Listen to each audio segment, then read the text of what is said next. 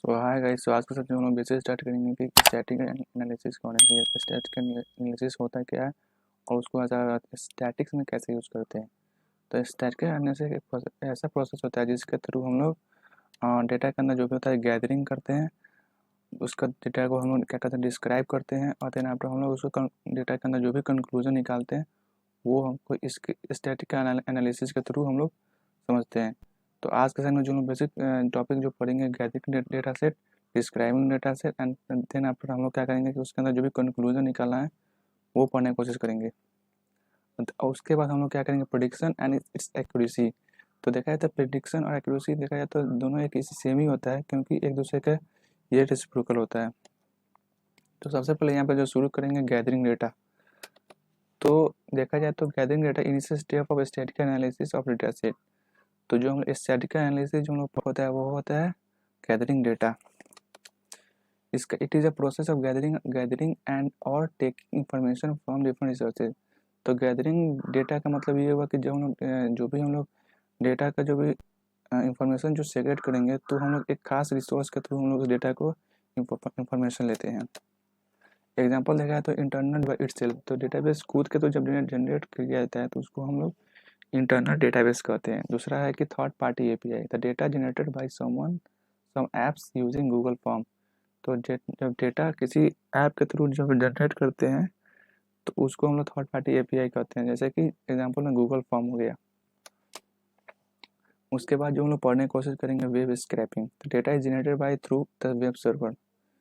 तो web scrapping का ये मतलब है कि जब हम लोग डेटा किसी भी नेट ऑन करते हैं, उस केस में हम लोग डेटा जब हम उसको ओपन करते हैं तो उसके थ्रू भी डेटा बहुत सारा जनरेट हो जाती है, तो इसको कहते हैं वेब स्क्रैपिंग। आगे जो पढ़ने की कोशिश करेंगे कि स्टैटिक एनालिसिस का जो दूसरा जो स्टेप है वो डिस्क्रिप्टिव स्टैट्स होता है।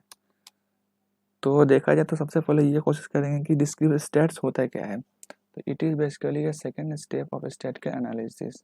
तो डिस्क्रिप्टिव स्टैट्स ये होता है कि स्टैटिक एनालिसिस का सेकेंड स्टेप होता है it is a process through which we describe its properties of database. तो डिस्क्रिप्टिव एनालिसिस स्टैट्स के थ्रू क्या करते हैं कि उसके अंदर उसका जो जो भी हम लोग डेटाबेस है उसके थ्रू हम लोग समझ लेते हैं कि उसके अंदर क्या प्रॉपर्टीज़ है, और उसको हम देखते हैं कि कैसे उसको एनालिसिस करते हैं। We can classify the database using two parts. तो डेटाबेस को क्लासीफाई करने के लिए बेसिकली देखा जाए तो दो पार्ट में हम लोग क्लासीफाई करते हैं। पहला जो डेटा को जो एनालिसिस करने का जो तरीका है वो ग्राफ बेस्ड होता है। तो through this technique we use different plot of graph. तो इसके थ्रू हम लोग क्या करते हैं कि इस आप मेथड का भी यूज़ करते हैं। तो एज फॉर एग्जाम्पल देखा जाए तो histogram, pie chart, bar graph और बॉक्स प्लॉट। तो इसके थ्रू क्या होता है कि ग्राफ बेस्ड एनालिसिस के थ्रू हम लोग क्या करते हैं कि उस डेटा का जो भी इंफॉर्मेशन हो वो इजीली हम अंडरस्टैंड कर सकते हैं। दूसरा जो सबसे होता है कि एनालिसिस विथ समरी। तो दूसरा जो बेसिक स्टेप होता है कि डिस्क्रिप्टिव स्टैट्स का होता है analysis with summary. It allow us to take large information. तो ये क्या करता है कि बहुत सारे इंफॉर्मेशन को लेता है and then sum it up, उसका वैल्यू क्या करता है, सम कर देता है। Here we calculate its value of different kind of data types. तो वो क्या करता है, कैलकुलेट करता है उसके अंदर को इजीली कैलकुलेट करता है।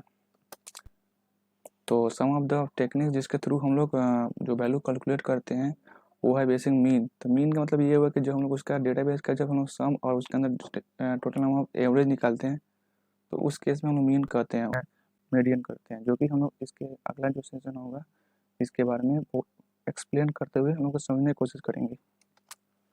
आगे जो है जो एनालिसिस विद समरी का जो पार्ट आता है वो है रेंज एंड इंटर क्वार्टाइल। तो रेंज मतलब ये हुआ कि जब किसी भी डेटा सेट में कुछ हम लोग खास रेंज निकालते हैं, जैसे कि 1 से लेकर 10 तक, तो उस रेंज उस वैल्यू को कहते हैं रेंज। और इंटर क्वार्टाइल के जिसको थ्रू हम लोग उसके अंदर परसेंटाइल निकालते हैं तो उसको हम लोग इंटर क्वार्टाइल कहते हैं, टाइल। तो इसका जो भी हम लोग बेसिक पढ़ेंगे अगले सेशन में। और देन आपको हम लोग क्या उसका जो एग्जाम्पल होता है स्टैंडर्ड डिविएशन। और वेरिएंट एनालिसिस का होता है कि कंक्लूजन फ्रॉम डेटाबेस। तो it gives actual image of database after analysis of some sample of database data set. तो it also gives conclusion of whole population as a sample of database. तो ये क्या करता है कि कंक्लूजन ऑफ होल पॉपुलेशन, तो जितना भी पॉपुलेशन हम लोग क्रिएट किए हैं एज अ सैम्पल, तो उसके अंदर जो भी कंक्लूजन है, तो उस केस में हम लोग इसका कंक्लूजन स्टेप का जो भी हम लोग यूज़ करते हैं। Sample of database always gives some uncertainty of database of population. Sample of database हमेशा क्या करता है कि एक खास अनसर्टेनिटी डेटा सेट का जो कि एक खास वैल्यू में डिस्क्राइब करता है। आगे जो हम लोग पढ़ेंगे कि वो कॉन्फिडेंस इंटरवल के बारे में। तो देखा जाए तो it is a numerical technique which gives true value.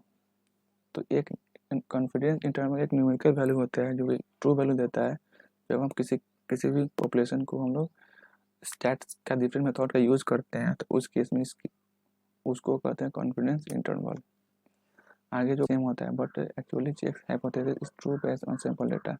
तो ये क्या करता है कि उसके अंदर जो भी हाइपोथेसिस वैल्यू होता है सब चेक करता है, अगर ट्रू होगा उस सैंपल डेटा में तो उस केस में हम हाइपोथेसिस हाइपो कहते हैं। तो प्रिडिक्शन एक्सप्लेनेशन, तो देखा जाए प्रिडिक्शन एक्सप्लेनेशन किसी भी स्टैटिस्टिकल एनालिसिस का सबसे लास्ट पार्ट होता है। तो प्रिडिक्शन मतलब it is a technique through which we give some result. तो प्रिडिक्शन मतलब यहाँ पे ये होता है कि मान लो जब हम लोग किसी डेटा को एनालिसिस करते हैं, कंक्लूजन निकालते हैं, उसके बाद हम लोग उसके अंदर जो भी हम लोग प्रिडिक्शन निकालते हैं after observing sample of database. तो डेटा को जो हम लोग ऑब्जर्व करते हैं और उसके थ्रू हम जो मॉडल क्रिएट करते हैं उसके बाद हम लोग उस वैल्यू का प्रिडिक्शन निकालते हैं। द सैम्पल डेटाबेस इज में पॉपुलेशन।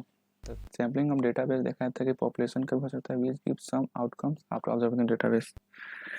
तो क्या होता है कि जब हम लोग किसी भी एरिया का पॉपुलेशन निकालते हैं तो वो एक खास आउटकम देता है जिसको हम लोग प्रिडिक्शन के कहते हैं।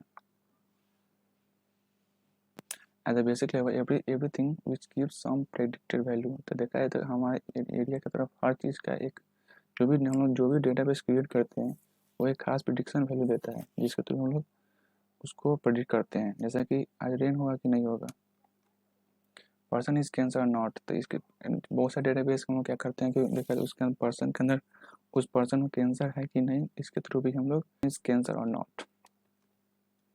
एक्सप्लेनेशन का मतलब it gives some observer it gives some overall analysis of data set. तो देखा जाए तो एक्सप्लेनेशन मतलब ये हुआ कि जो हम लोग ओवरऑल एनालिसिस करते हैं from gathering to prediction step, from gathering to prediction step, तो उस केस में हम लोग उसको कहते हैं explanation. Through the explanation we understand the quality of database. तो इसके थ्रू हम लोग क्या करते हैं कि उसका डेटाबेस के अंदर जो क्वालिटी है उसको समझने की कोशिश करते हैं। तो अगर गाइस आपको वीडियो अच्छी लगी तो प्लीज़ गाइस अपने पेरेंट्स से प्लीज़ चैनल को सब्सक्राइब करें। थैंक यू, धन्यवाद।